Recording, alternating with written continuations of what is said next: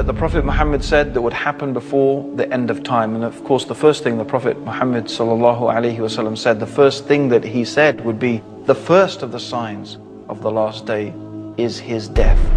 And that last day is soon upon us. And that's what the Prophet said then 1,400 years ago. How close must it be now? Let's look at some of the things the Prophet Muhammad, may Allah's peace and blessings be upon him, said in various narrations. First of all, the Prophet Muhammad mentioned that amongst the signs of the last day is that you would see the barefooted Bedouins compete with each other in building tall buildings. This is remarkable, because I invite anybody to look and go and visit Dubai, Abu Dhabi, Saudi Arabia, Bahrain. These are places where 60 years ago, I remember when I was in Kenya and they were complaining how there was no more money coming from Saudi Arabia after 9/11 and so on and so forth. And they were saying, well, you know, 60 years ago, we used to send money to Saudi Arabia to help the orphans and the madrasas there. Now you will find the people who only 60 years ago were barefooted Bedouins competing with each other in who can build the tallest building in the world. In fact, it said there's going to be 6 of the tallest buildings in the world in Dubai in the years to come. This is something the Prophet Muhammad was predicting 1,400 years ago. It is truly a sign of the last days. The Prophet Muhammad ﷺ also mentioned that the mosques would become like palaces. And this is the case even though the Prophet ﷺ ordered simplicity in the houses of Allah. The fact is that they've become more and more fantastic, and more money is being spent on these mosques with domes and floors and golden domes and floors and everything to match, with so much lavish chandeliers and carpets like palaces, as the Prophet ﷺ said would happen. Also, the Prophet mentioned that trustworthiness would disappear, so much so that a person would be able to say, I know a trustworthy person in such and such town. I ask you yourself if maybe that is not the case today. Also, the Prophet mentioned that there will be an increase in killing. The Prophet called it harj, to the extent that the one who is being killed and the one who is killing, they don't even know. The one who's being killed doesn't know why he's being killed. The one who is killing doesn't know why he's doing the killing. I think this is describing the condition of some cities today, where kids are shooting people. The person has no idea why he was shot. In fact, people are being shot merely just to prove themselves or for any type of madness that you can imagine. Not even to mention the massacres of so many people that is taking place due to terrorism, whether it is the terrorism of countries or the terrorism of organizations or individuals. We shouldn't really make a difference. It's all terror. When women and children and innocents get killed, it's terror by the hands of whoever it is.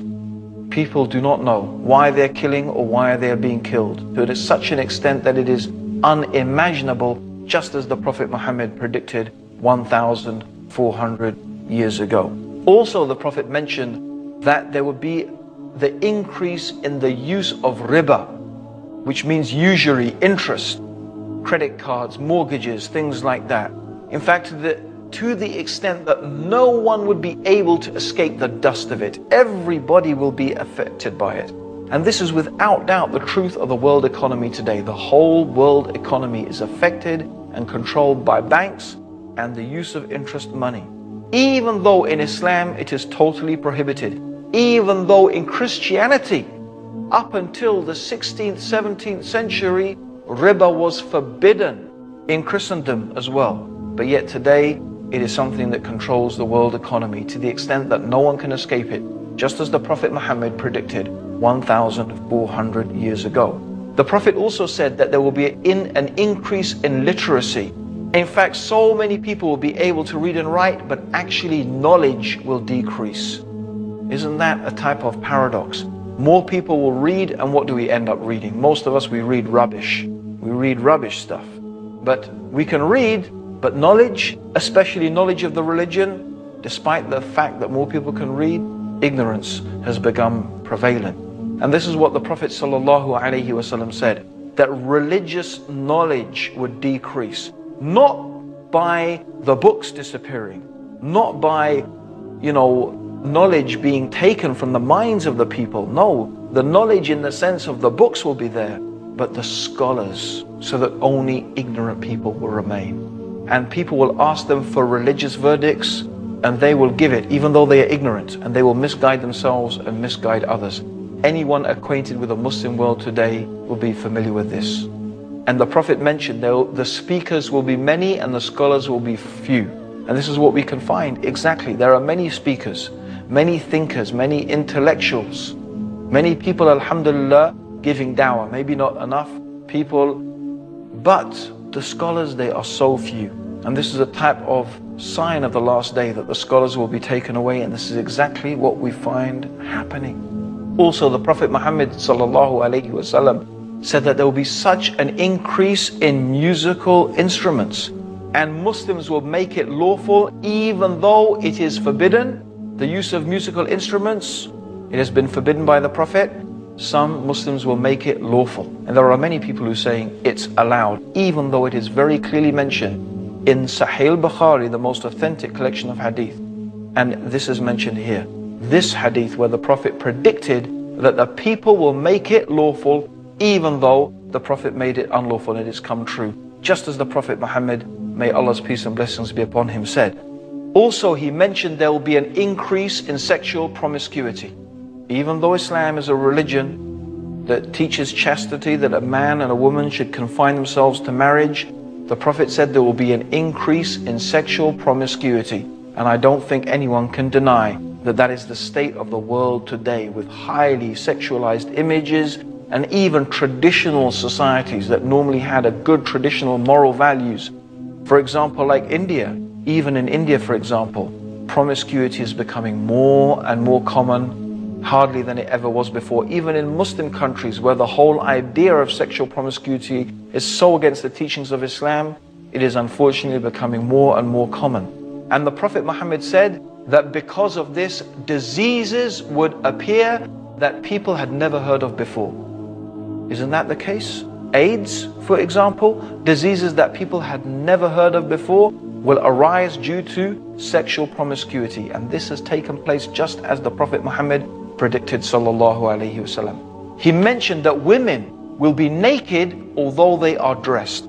The dress of some women today, which in all but means is nakedness, with the clothes that are so tight they describe every shape of the body, which this technology did not exist to make those type of clothes in the time of the Prophet. Yet the Prophet Muhammad is describing how this nakedness amongst the women will become prevalent. And also the Prophet mentioned that there will be shouting in the mosques, something that is prohibited in Islam, and it's something that I have witnessed myself. And also the Prophet said the worst and the most ignorant people will become the leaders. And really, I have to say, if we look at some of the world leaders today, even of some of the superpowers, it seems as if what the Prophet said about the worst and most ignorant people becoming leaders seems to have taken place, exactly as the Prophet Muhammad said. Also, he mentioned that a man will obey his wife and disobey his mother, something really contrary to the teachings of Islam. He will rather listen to his friends than listen to his father. And this is something that we find happening in the Muslim world, even though this is so against the teachings of Islam. Men will wear gold and silk and they will make it lawful, even though the Prophet has made it unlawful. People will abandon the religion of Islam for a small worldly gain. And keeping onto the religion will be like holding two hot coals.